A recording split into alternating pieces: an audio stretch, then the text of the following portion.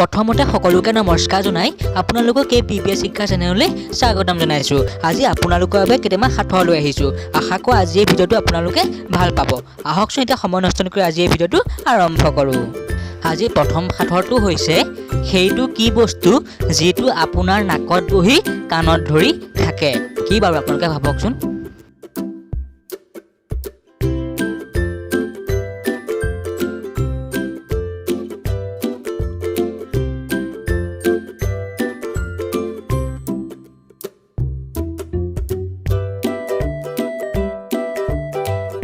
উত্তৰটো পালেনে ৰাইজ? উত্তৰটো হ'ব চশমা। আজি 2 নম্বৰ সাঁথৰটো হৈছে সেইটো কি বস্তু যিটো সৰু ল'ৰা ছোৱালীক ডেকা আৰু ডেকাক বুঢ়া বনাই দিয়ে। কি বাৰু আপোনালোকে ভাবকচোন।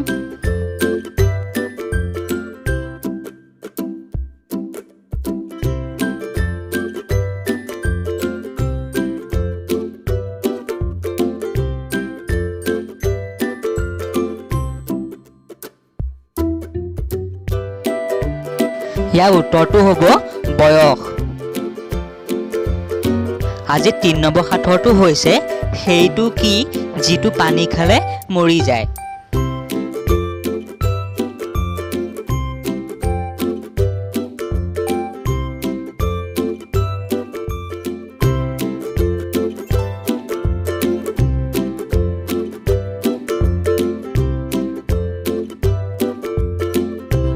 ইয়াৰ উত্তৰটো ভাবি পালেনে ৰাইজ? যদি পালে তলত এটা কমেণ্ট কৰি দিব। ইয়াৰ উত্তৰটো হৈছে জুই। আজি 4 নম্বৰ সাঁথৰটো হৈছে সেইটো কি যিটো সদায় আহে কিন্তু আজিলৈকে কোনেও দেখা নাই। কি বাৰু আপোনালোকে ভাবকচোন। এইখিনিতে আপোনালোকলৈ বুলি এটা অনুৰোধ, যদিহে ভিডিঅ'টো ভাল পাইছে এটা লাইক কৰি দিব আৰু চেনেলটোলৈ যদি নতুনকৈ আহিছে তেতিয়াহ'লে চেনেলটো ছাবস্ক্ৰাইব কৰিবলৈ নাপাহৰিব। ধন্যবাদ।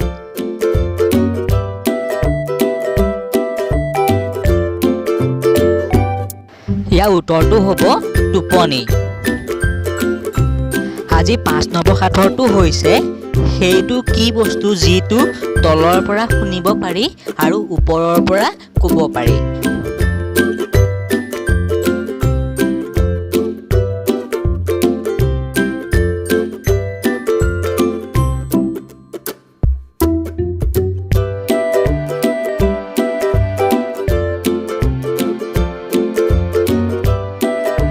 ইয়াৰ উত্তৰটো পালেনে ৰাইজ?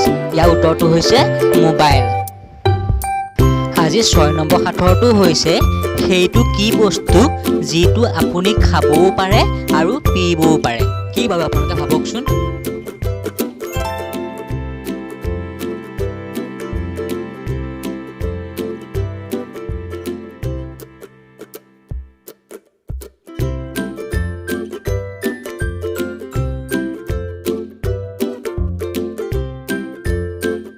ইয়াৰ উত্তৰটো হ'ল নাৰিকল।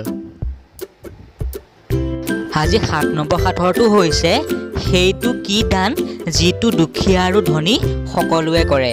কি বাৰু আপোনালোকে ভাবকচোন।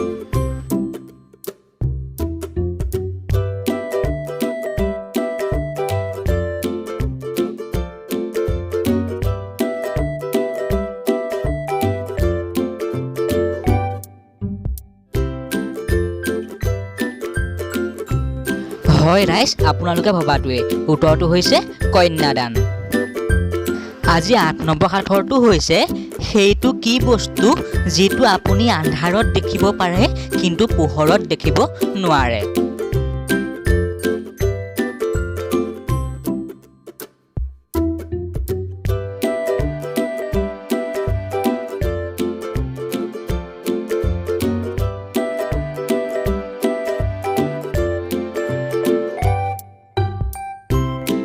ইয়াৰ উত্তৰটো হৈছে অন্ধকাৰ। আপোনালোকে কি ভাবিছিল তলত কমেণ্ট কৰি জনাবলৈ নাপাহৰিব। আজি 9 নম্বৰ সাঁথৰটো হৈছে দীঘল দীঘল পাত শিপাবোৰ চুটি খাবলৈ লাগে বৰ জুতি। কি বাৰু আপোনালোকে ভাবকচোন।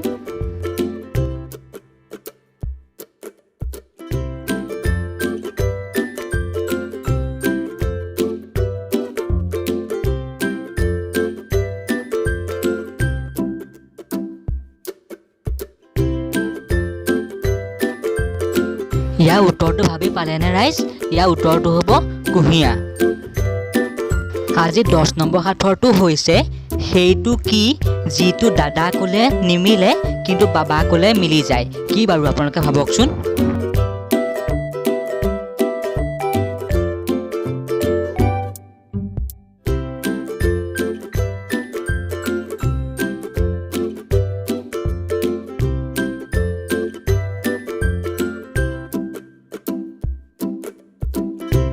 ভাবি পালেনে ৰাইজ? ইয়াৰ উত্তৰটো হ'ব উট।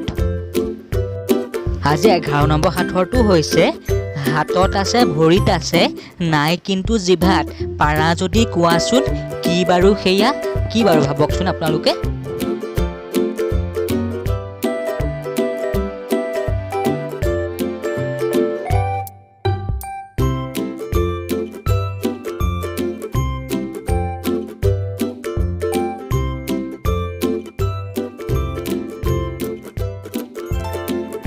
ইয়াৰ উত্তৰটো হ'ব হাৰ।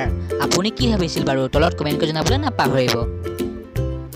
আজি 12 নম্বৰ সাঁথৰটো হৈছে দুটা আখৰৰ মোৰ নাম, মূৰটো ঢকা মোৰ কাম, কোৱাচোন পাৰা যদি কি হয় বাৰু মোৰ নাম?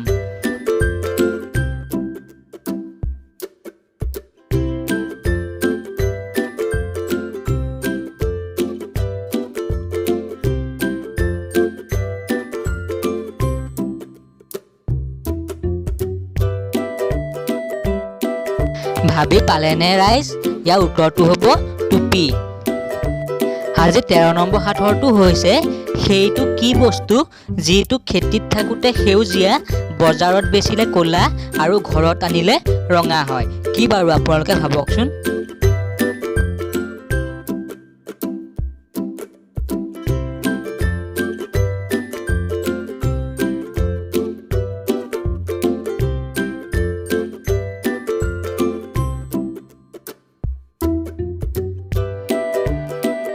ইয়াৰ উত্তৰটো হ'ব চাহপাত। আপোনালোকে কি ভাবিছিল বাৰু? তলত কমেণ্ট কৰি জনাবলৈ নাপাহৰিব। আজি 14 নম্বৰ সাঁথৰটো হৈছে সেইটো কি বস্তু যিটো এগৰাকী নাৰীয়ে বছৰত এবাৰহে কিনে। কি বাৰু আপোনালোকে ভাবকচোন।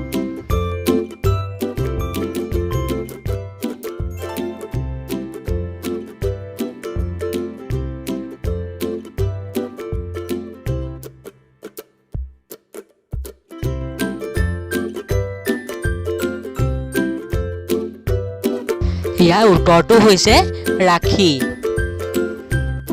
আজি শেষৰ অৰ্থাৎ 15 নম্বৰ সাঁথৰটো হৈছে সেইটো কি যিটো পুৰুষৰ 3টা আৰু নাৰীৰ 2টা থাকে।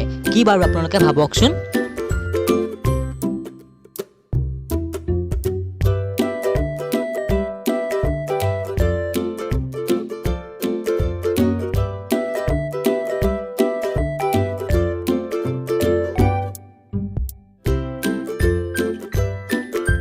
ইয়াৰ উত্তৰটো ভাবি পালেনে ৰাইজ?